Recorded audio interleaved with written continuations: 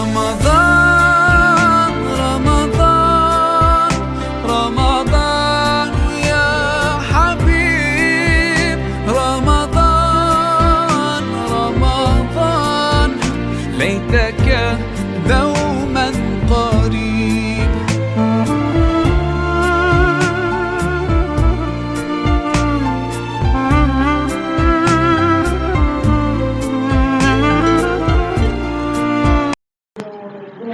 Assalamualaikum warahmatullahi wabarakatuh.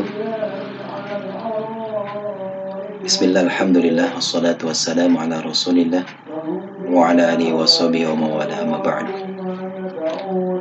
Anak-anak sekalian, siswa-siswi SMP Islam Al-Hidayah yang mudah-mudahan senantiasa dirahmati Allah Subhanahu wa Ta'ala. Pada kesempatan ini Bapak ingin menyampaikan tentang kegiatan sanlat untuk mengisi bulan Ramadan, yang mana kita akan mengetengahkan yaitu tentang pelajaran akhlak atau pendidikan akhlak yang diambil dari terjemah kitab Akhlaqul Banin jilid 1 bab 1 sampai dengan bab 10 yang diperuntukkan untuk kelas 7. Untuk materi akan disampaikan yaitu melalui sistem daring. Nanti Bapak akan membuat 2 video tentang penjelasan terjemah kitab Akhlaqul Banin bab 1 sampai dengan bab 10 yang nanti akan dibagi dalam 2 pertemuan. Pertemuan pertama menjelaskan bab 1 sampai dengan bab 5, dan pertemuan kedua menjelaskan bab 6 sampai dengan bab 10. Nanti videonya akan di-upload di YouTube. Nanti kalian tinggal membuka melalui link yang nanti akan dibagikan. Nanti dari penjelasan yang Bapak sampaikan melalui video yang Bapak upload di YouTube, nanti kalian yaitu membuat rangkuman dari apa saja yang Bapak jelaskan. Untuk aplikasi terjemah kitab Akhlaqul Banin dapat kalian download melalui Play Store. Kalian tinggal ketik Akhlaqul Banin atau terjemahan kitab Akhlaqul Banin jilid 1 bab 1 sampai dengan bab 10. Untuk selanjutnya silahkan kalian simak video penjelasan tentang Akhlaqul Banin bab 1 sampai dengan bab 5. Baik anak-anakku sekalian yang Bapak cintai dan mudah-mudahan kalian senantiasa dirahmati Allah Subhanahu wa Ta'ala. Pada bab awal dari terjemahan kitab Akhlaqul Banin menerangkan tentang dengan apa seorang anak beradab. Baik, Bapak akan bacakan penjelasannya. Wajib atas seorang anak berakhlak dengan akhlak yang baik dari kecilnya, agar kehidupannya dicintai ketika dewasa. Tuhannya akan ridho padanya dan keluarganya akan senantiasa mencintainya dan seluruh manusia. Wajib juga atas seorang anak yang beradab menjauhi dari akhlak yang tercela, agar tidak menjadi orang yang dibenci Tuhannya. Tuhannya tidak ridho padanya dan keluarganya tidak mencintainya dan juga seluruh manusia. Anak-anakku sekalian yang dirahmati Allah,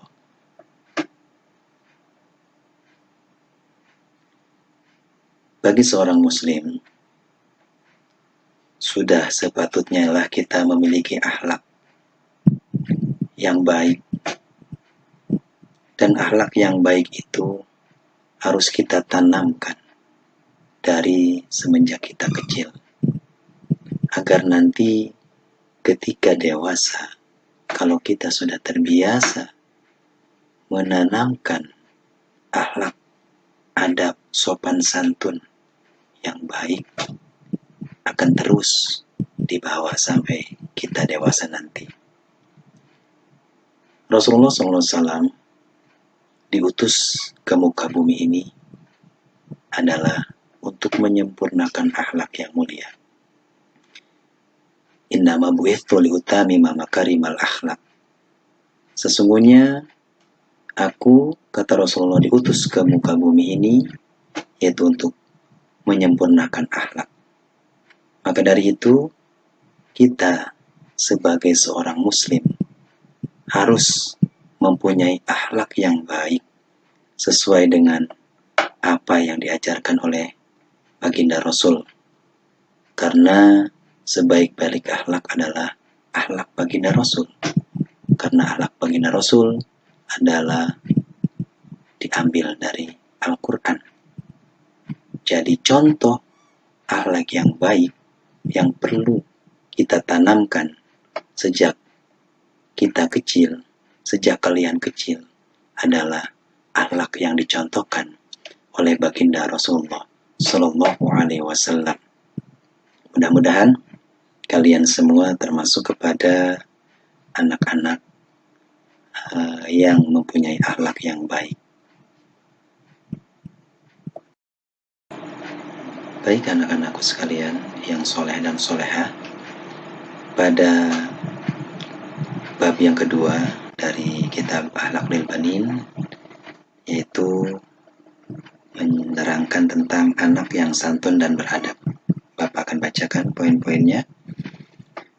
Yang pertama, seorang anak yang beradab, ia memuliakan kedua orang tuanya dan para pengajarnya dan para saudaranya yang lebih besar dan semua orang yang lebih besar darinya, dan menyayangi saudaranya yang lebih kecil dan semua orang yang lebih kecil darinya.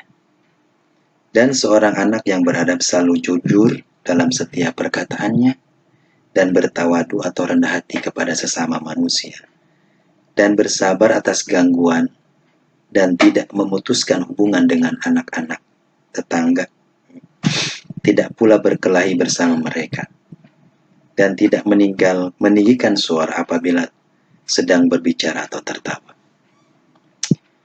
Anak-anak sekalian yang dirahmati Allah, pada bab ini menjelaskan tentang perilaku anak yang santun dan beradab. Yang pertama, anak yang santun dan beradab, dia akan selalu memuliakan kedua orang tuanya.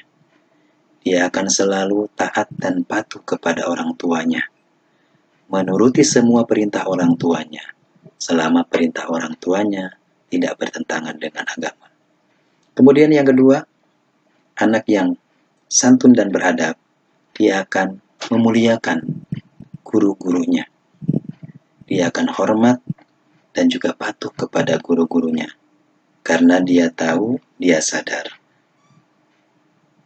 dengan perantara guru, dengan perantara pengajar, dia bisa membaca, dia bisa menulis, dia bisa belajar tentang agama, dia bisa belajar tentang tata cara Allah beribadah, dan lain sebagainya. Tentunya ini yang harus dilakukan oleh anak yang santun dan beradab, yaitu memuliakan, patuh, dan taat kepada guru-gurunya. Kemudian yang ketiga, ciri orang atau anak yang santun dan beradab, dia akan selalu hormat kepada orang yang lebih tua darinya, kepada kakak-kakaknya, kepada pamannya, kepada saudaranya yang lebih tua. Dia akan berlaku santun dan hormat. Kemudian yang keempat, dia akan selalu menyayangi kepada saudaranya yang lebih muda darinya, menyayangi adik-adiknya, dan juga menyayangi saudara-saudaranya yang lebih muda darinya. Kemudian yang selanjutnya, anak yang santun dan beradab, ketika dia berkata, dia selalu berkata yang jujur, tidak pernah berbohong. Dan juga dia mempunyai sifat tawadu atau rendah hati kepada setiap manusia. Dia tidak sombong atau menyombongkan diri. Dan senantiasa bersabar apabila ditimpa musibah dan juga dia tidak memutuskan hubungan dengan teman-temannya. Dan ketika dia berbicara ataupun tertawa, dia akan merendahkan suaranya. Itulah beberapa ciri daripada anak yang santun dan beradab. Mudah-mudahan ciri-ciri tersebut ada pada diri kalian semua. Baik anak-anakku sekalian, selanjutnya kita membahas bab yang ketiga dalam kitab terjemah Akhlaqul Banin, yaitu tentang anak yang buruk akhlaknya. Ini merupakan kebalikan dari bab yang kedua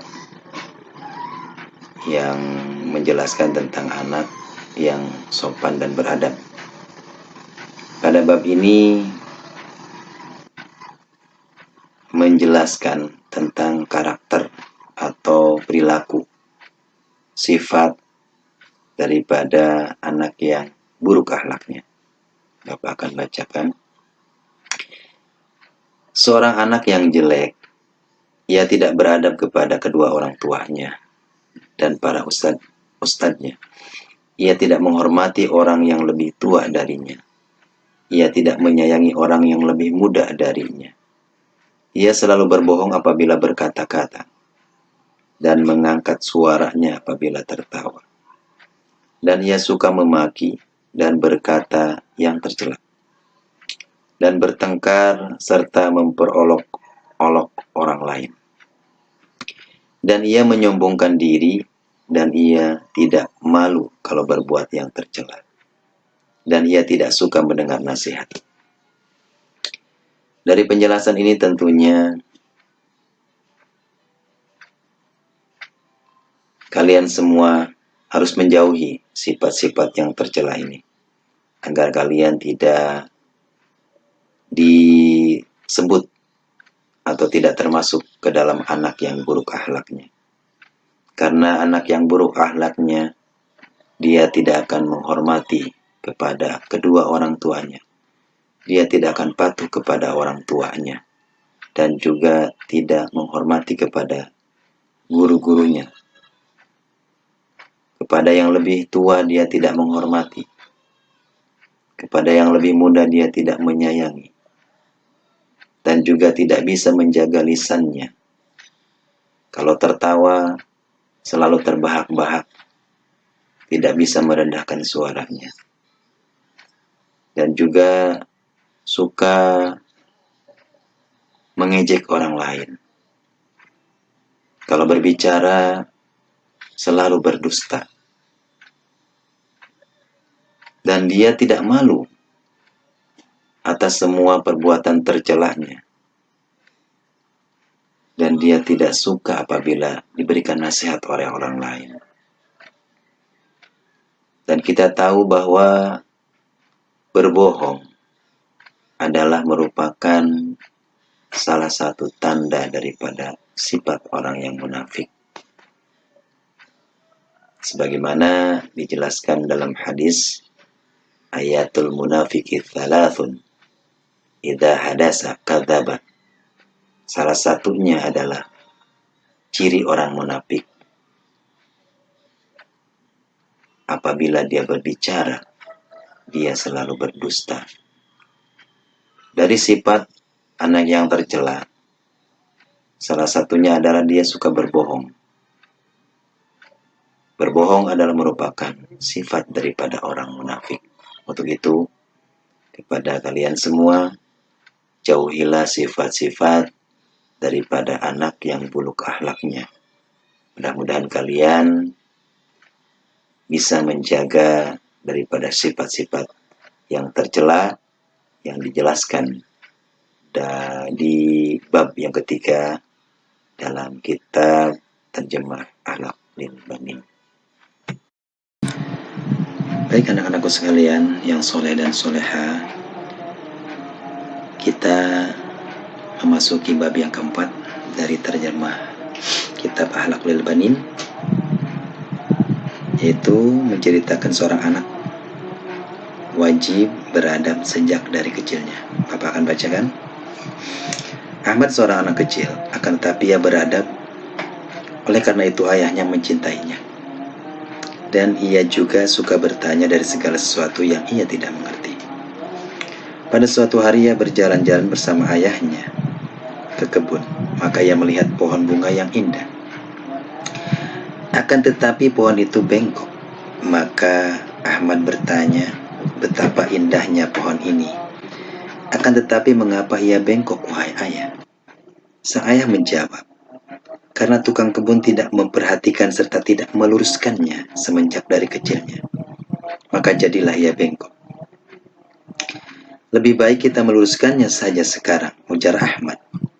Maka tertawa sang ayah dan berkata, tidak mudah yang demikian itu, wahai anakku, karena ia sudah tumbuh besar dan ranting-rantingnya pun tebal. Beginilah seorang anak yang tidak beradab dari kecilnya. Tidak mungkin ia beradab pada waktu ia besar. Anak-anakku sekalian yang Bapak cintai, dari kisah Ahmad dan ayahnya ini dapat kita mengambil hikmah bahwa pendidikan akhlak, sopan santun tentunya harus ditanamkan sejak dari kecil, harus ditanamkan sejak dini,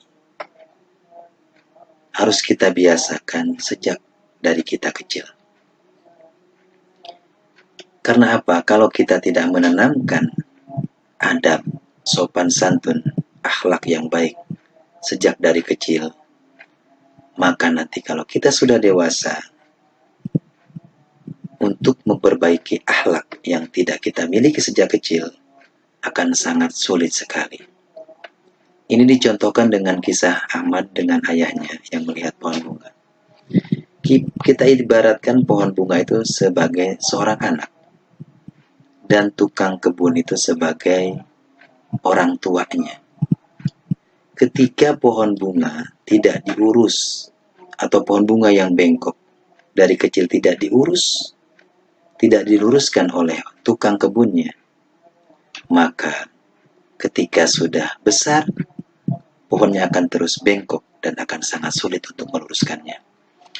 Begitu pula dengan seorang anak yang tidak dididik dengan pendidikan akhlak, yang tidak diajarkan sopan santun, yang tidak diajarkan adab sejak ia kecil, maka akan sulit sekali mengajarkannya ketika dia dewasa, karena tidak dibiasakan sejak kecilnya untuk berakhlak, beradab, bersopan santun.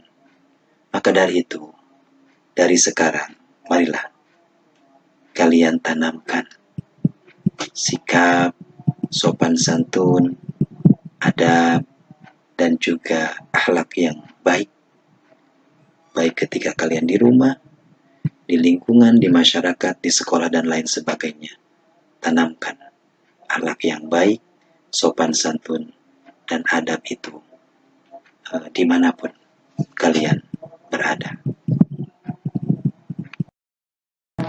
Baik anak-anakku sekalian yang soleh dan soleha, sampai kita kepada bab 5 dari terjemahan kitab Akhlak lil Banin. Bapak akan bacakan bab 5, yaitu tentang Allah yang Maha Suci lagi Maha Tinggi.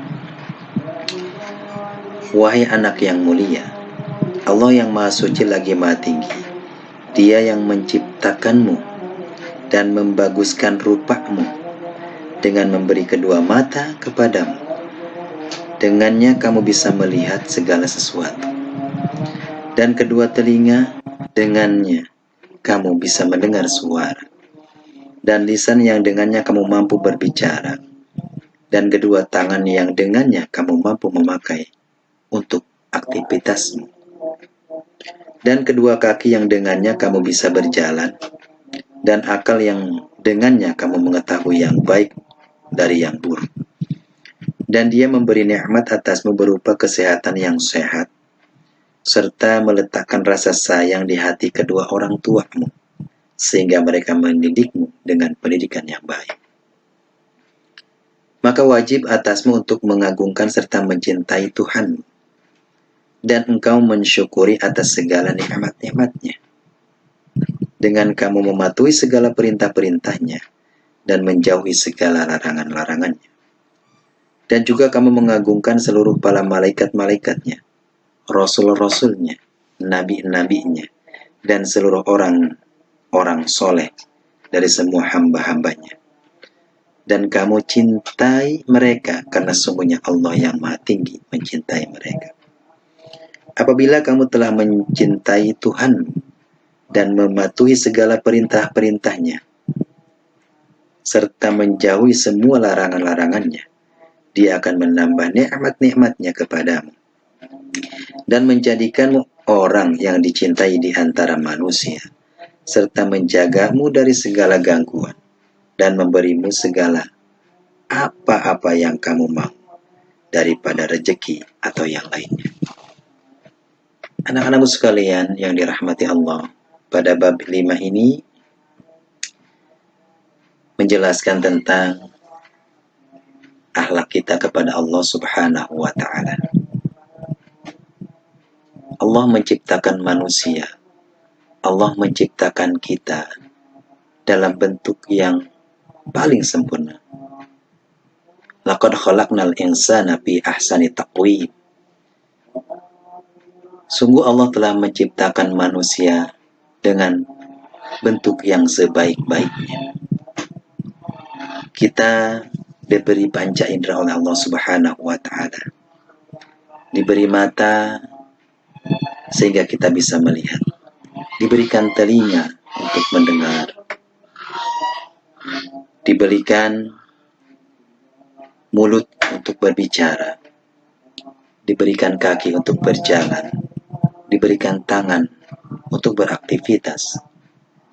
Manusia diberikan akal yang membedakan dengan binatang, yang mana akal ini dapat kita pergunakan untuk berpikir, untuk membedakan mana yang baik dan mana yang buruk. Kemudian Allah juga memberikan nikmat-nikmat yang sangat besar kepada manusia, kepada kita. Di antara nikmat-nikmat tersebut adalah kita diberikan orang tua yang menyayangi kita, yang mengasihi kita, yang mendidik kita. Itu semua adalah karunia dari Allah Subhanahu wa Ta'ala yang wajib kita syukuri. Kemudian, bagaimana cara kita berakhlak kepada Allah Subhanahu wa Ta'ala? Tentunya yang pertama dengan kita